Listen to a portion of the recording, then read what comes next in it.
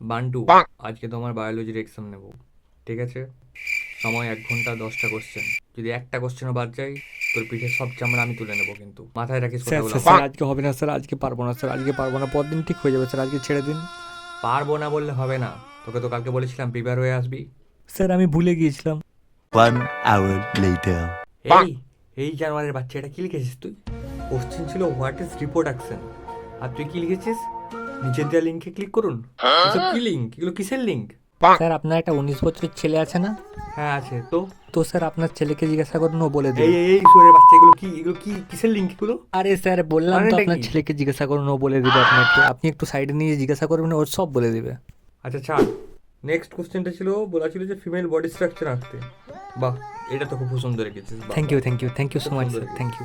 তুই এত ভালো ফিমেল বডি স্ট্রাকচার আঁকতে কোথায় শিখলি? আমি তো কখনো তোকে শেখাইনি।